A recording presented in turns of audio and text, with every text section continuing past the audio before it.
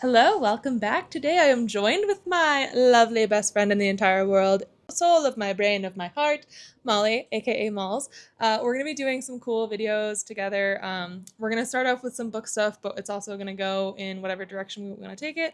But to start, we were going to talk about all the books we loved as kids. So, off the top of your head, what's one of your favorite things you read as a kid? Well, one of the hyper fixations that I know I had was the Titanic companion for Magic Treehouse. This is such a niche It is, but book. like okay, but like yeah. it's not the Magic Treehouse book. It's the companion non-fiction companion guide. Because that's what's important.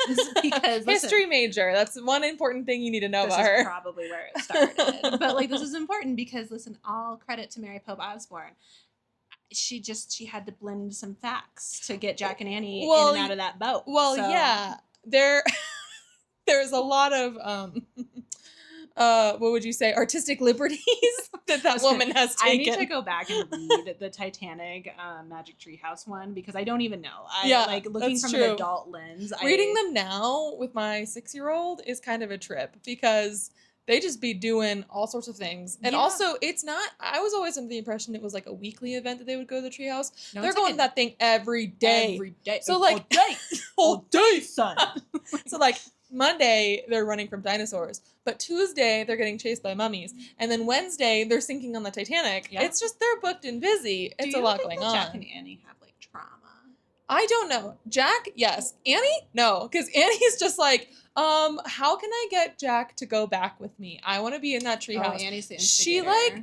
She'll be like, what is Jack like? Oh, I know Jack loves Egypt. So let me find this Egypt book and he'll go with me. He'll go back in the treehouse with me. She's like manipulating him. She's like the grandma where you're like, I like blue ones. Yeah. And she buys everything blue. Yeah. Jack's like, I can't. She just wants to have a silly, goofy time. And Jack is just at stress level 1,000 every single day. I feel for him. I do. Same. Moving on now.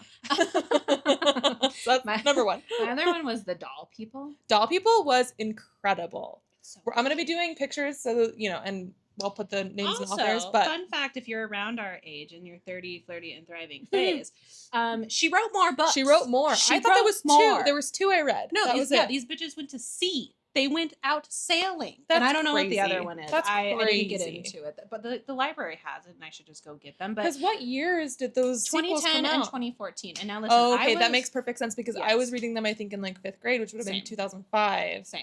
So yeah, if she kept working on them. I know. She was relatively young, too. She was born in 1955. Oh, and why was that relatively young? Well, because my boomer-ass mom was born in 1959, and I was like, oh. I just assumed the woman writing these was, like, decrepit. Oh, like a cute little, grandma? Little old lady that had a dollhouse, but no. Little dolls. No. But they were great. They were so good books. Definitely recommend if you have that age of kids. Yeah, it's just like Toy Story, but with a dollhouse. Yeah. It's so good. And they, scramble to get back in. It's fantastic. One of mine that I don't necessarily recommend because I found it kind of annoying was the Cam Jansen series. Cam Jansen. I don't know why it bothered me. Every time she needed to record a memory and she would go clack for some reason. I was just like, we get it. You have a photographic memory. We get it. Well, her name's Cam, Michelle. I know. She's got to act like a camera. I know. It's part of the bit. It didn't work for me. I also, Junie B. Jones. Junie B. Jones was fine. She was kind of annoying. She was hit or miss. She was. That was kind of the point. Although, doesn't everyone say they're like quintessential like ADHD girl? Yeah, I don't know. I didn't stick with Junie B. Jones long. But she's like hyperactive. So that makes sense. Maybe that's why I'm like, I don't relate. Yeah. I also like the Ramona books. Oh, yeah, Ramona Wild. Wimbley. Yeah. Those were cute. I don't know if I read a lot of them. I read like the main stack of them, but I never. What's the movie with them? I definitely never saw the movie. I never saw the movie, but I think it had like Selena Gomez and what? Joey King as like a child. What? Yeah. Okay, I missed that completely. Mm-hmm. She was Beezus. Ramona and Beezus. What a name. Can we get? I should have named my firstborn Beezus. Beezus. Oh, could you imagine too if you were like, my name's B, and you're like, what is that short for?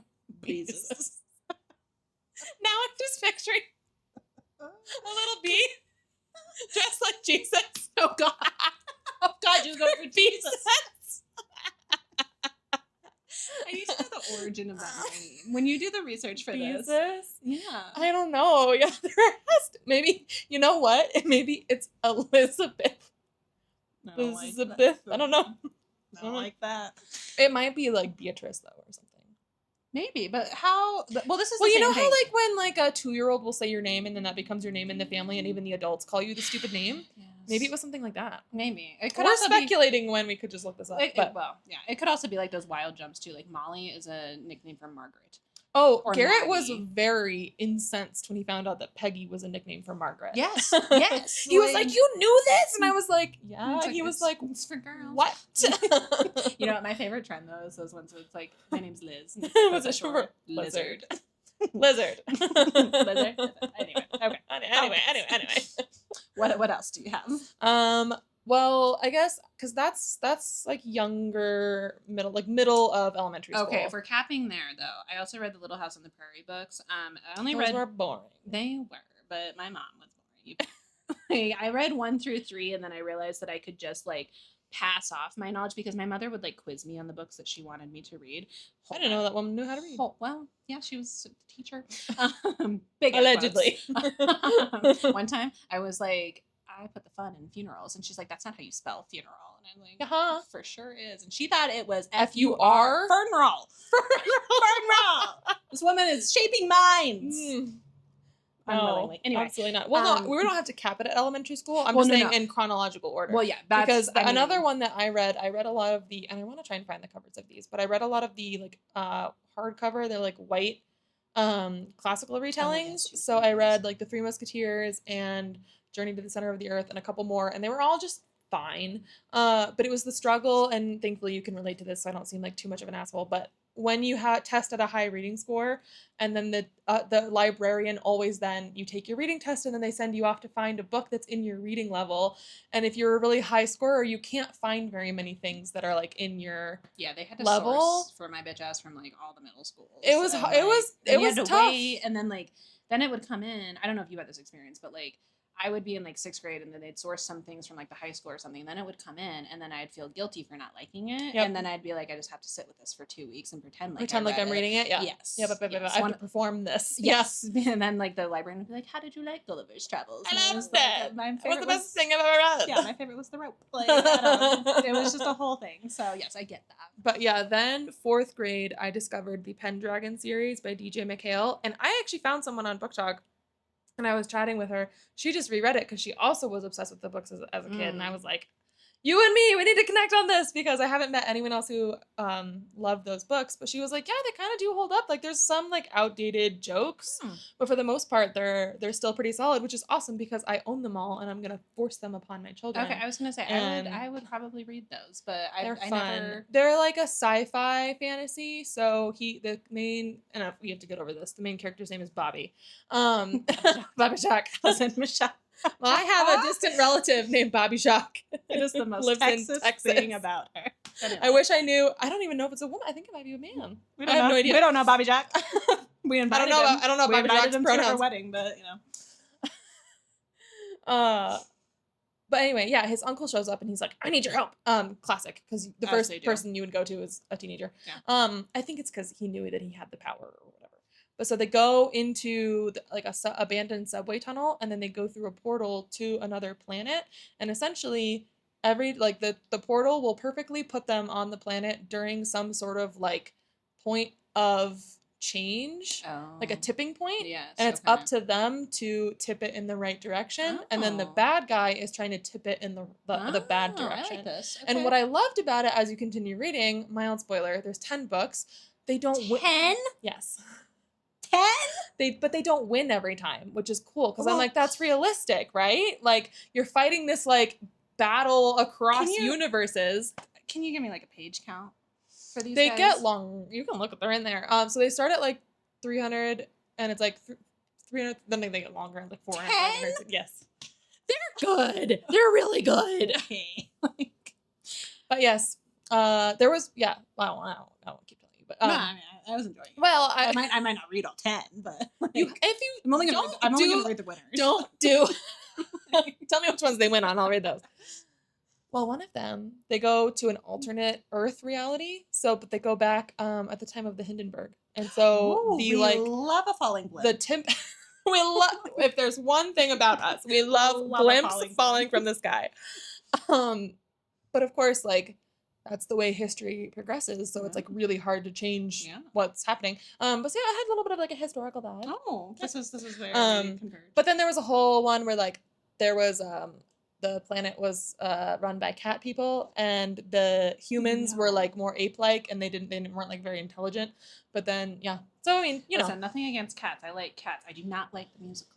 And that's all I'm picturing in my brain. Like Jason Derulo. You know what? Now that you've said that, I don't like it. Who was the other? Was James Corden in Yes, that? it was. That's my touch point for that movie. I don't like it. Yeah, thanks for ruining that for me. Yeah. See, now you don't have 9 left to read. So. Yeah, strike that one from the record. You know it what I'm happen. just remembering right now? Did you ever read the Charlie Bone series? Yes. Yeah. Okay, isn't that the one where if he touched someone's clothing, he would like remember everything that ever happened to them, or like all their bad thoughts or something like that? Yeah, and he looked like okay, picture Alfredo Linguini from Ratatouille. Yes. Okay, but Cubism Picasso. Yes. That's what he looked like. That is what he looked precisely. Like. Yes. What's the book series that had the pug on the cover? Oh my God, Maggie something. I hated that. I remember I was with it for a while and then I don't even know what happened. There was something that happened at the end of the book that made no sense to me and I wouldn't even pick it up. I don't like animals without respiratory systems. I just nope. Pugs freaked me out. We don't like anthropomorphic cats. We don't like animals without good respiratory systems.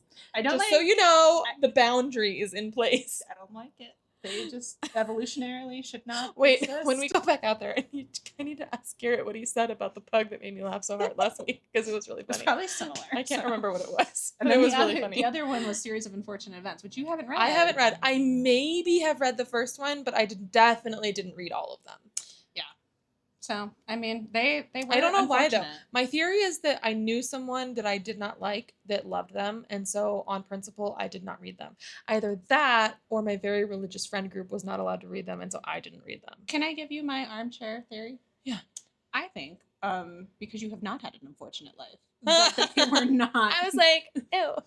Like, I didn't get to hear about that. I think it's good for you. I think you manifested the life you have. And the gross people. Maybe, you know. So because you read a series of unfortunate events, you then had a series of unfortunate events happen to you. I'm not saying it's directly tied. I'm just saying it's relatable. It might be.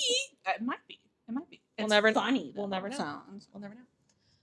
But I think that gives you a good scope of who I am as a reader. Absolutely. So. And a little taste of your sparkling personality. Yes, that's why we're friends. Next up is going to be Shadow of the Gods Deep Dive. So get ready for that. We are very excited. We just read it in August. And we were going to read Hunger of the Gods this month, but we wanted to focus on the deep dive first and sort of figure out what we want to do for that video. And I found my tabs. This bitch was like, we're not going to like pull out like quotes and be like page 309 okay. And I was like oh, you know, sure, we don't have to, as I like hide all of my tabbed books from you and I'm like, don't look over here. We try and compensate, or I don't even know what the right word is. We try and anticipate the other's comfort. Yes. Constantly. Without realizing we are constantly trying to accommodate each other without realizing that we both actually always are on the same page. Yes. And because I wanted to do this deep dive, I was like, I don't want to put too much pressure on you and have to do the deep dive on like specific pages. Meanwhile, I'm like, there's nothing I want more. And then I found my tabs and I started getting itchy and I was like, I need to so do this. It'll be a full spoiler-filled video. We'll probably do like shorts and like TikToks about, you know, who should read this if you would like it, whatever. But the YouTube video itself is going to be full spoilers, full analysis. Yes. So don't watch that video if you haven't read the book. But if you want a taste of the book and you want our recommendations without spoilers, we will be making videos for that. So yeah. All right. Well, catch you later.